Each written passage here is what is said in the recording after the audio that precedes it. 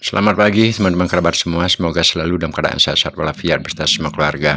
Hari ini kembali saya berbagi pengalaman, terutama kita tujukan kepada kader-kader muda bakti negara yang seyogianya suatu saat dapat bermanfaat atau sebagai referensi perbandingan untuk melakukan pelatihan terhadap anak didiknya.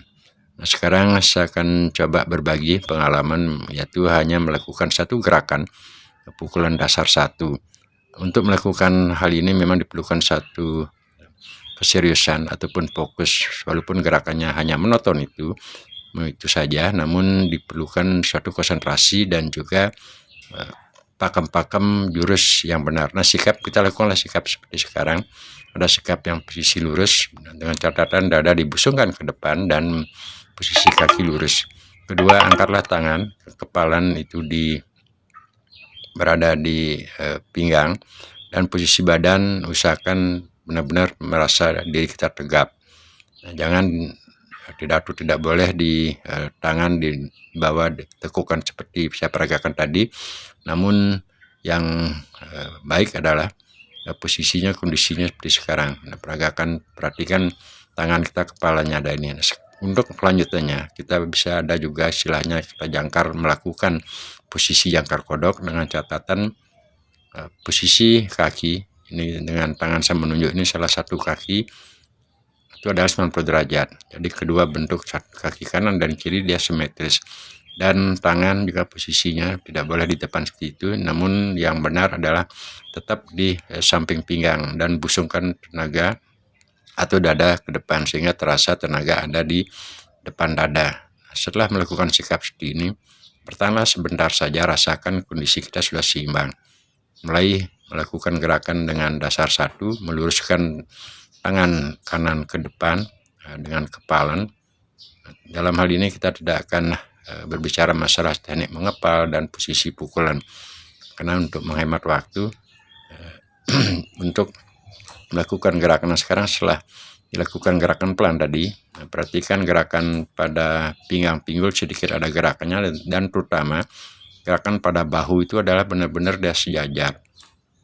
Jadi gerakannya ketika tangan kanan melakukan pukulan ke depan, silih berganti dengan tangan kiri. Nah, posisi jangkar ini adalah kita pertahankan tetap 90 derajat. Nah, sekarang kita perlihatkan dari arah samping agar lebih jelas. Dari posisi berdiri tadi, nah, kalau kita lakukan sikap dengan jangkar kodok, terus bahasa jangkar kodok, jadi simetris antara posisi kaki kanan dan kaki kiri, dia seimbang.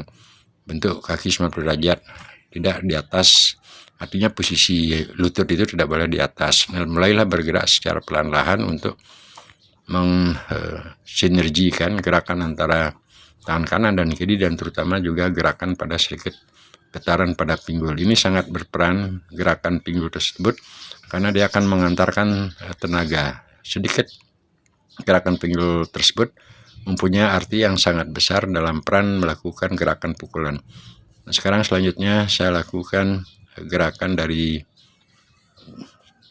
posisi jangkar lurus, ya, dengan posisi sekarang. Nah, seperti apa narasi di depan tadi. Selanjutnya dilakukan gerakan dengan jangkar kodok juga ada, dan posisi jangkar lurus. Jangkar lurus kembali kita tarik, jadi posisi dada kita busungkan sedikit, dan untuk posisi tangan selalu harus ada di samping pinggang, bukan di depan pinggang atau di belakang pinggang, benar-benar di samping. Melangkahkan kaki ke depan merupakan bersamaan antara posisi kanan dan tangan kanan. Kalau jangkar kiri, seandainya kita melakukan langkahan dengan pukulan tangan kanan, otomatis jangkar kiri akan ada di belakang, atau jangkar kiri kaki kiri kita tinggalkan. Nah, lalu sekarang perhatikan posisi tangan itu lurus dan juga bentuk 90 derajat.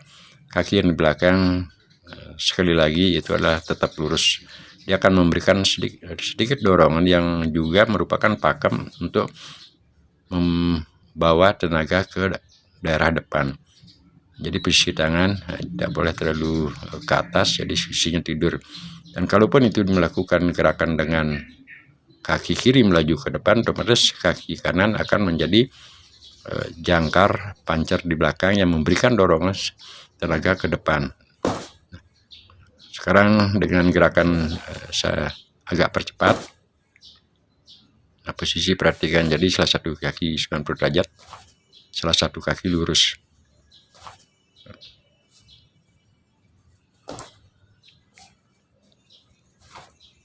Setelah pakem tersebut terasa kita dapatkan, ulanglah berkali-kali.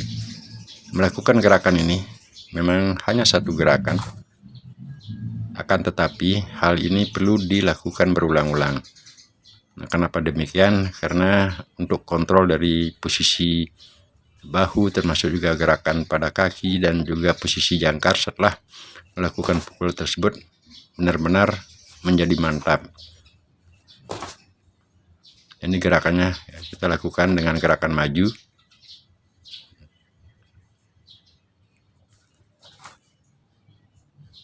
Jadi gerakannya maju mundur. Dapat kita perhatikan setiap melakukan gerakan ke depan, kaki di belakang tetap memberikan sedikit dorongan. Namun hal tersebut sangatlah membantu tekanan tenaga yang kita arahkan ke depan. Itu pun sebaliknya, untuk melakukan gerakan arah ke belakang, posisi kaki di depan itu menjadi suatu pancar yang benar-benar menopang tenaga di saat melakukan eksekusi pukulan ke arah belakang atau menuju ke kaki ke belakang. Masih kita lakukan agar lebih jelas gerakannya maju mundur. Sedikit gerakan menekuk ataupun menekan tadi yang kalau kita tidak perhatikan sepertinya tidak ada artinya, akan tetapi sebaliknya hal tersebut merupakan dorongan tenaga yang ditimbulkan dari sedikit gerakan mendorong dari arah jangkar di belakang tersebut, mempunyai nilai poin yang sangat berarti. Nah, kita mulai dari arah samping. Nah, seperti narasi penjelasan tadi, itu adalah sama, posisi kaki 90 derajat satu dan salah satu kaki lagi dalam keadaan lurus.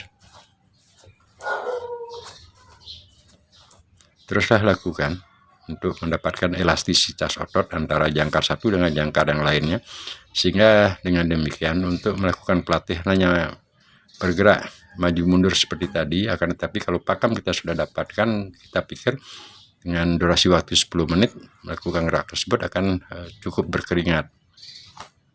Nah, perhatikan gerakan pinggul termasuk juga arah gerakan daripada bahu, termasuk juga posisi jangkar, itu akan memberikan peran yang sangat berarti.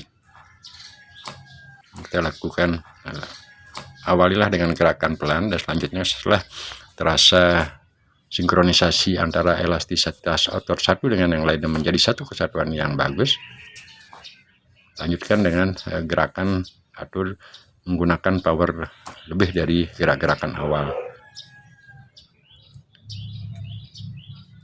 Berlatih dengan sifat kesabaran dan juga fokus mengulang-ulang satu gerak tersebut. Saya pikir ini adalah hal yang bagus untuk memantapkan gerakan, karena setiap organ baik itu jangkar ini akan menjadi peran yang penting. Nah, terima kasih teman-teman, adik-adik, semoga ada manfaatnya.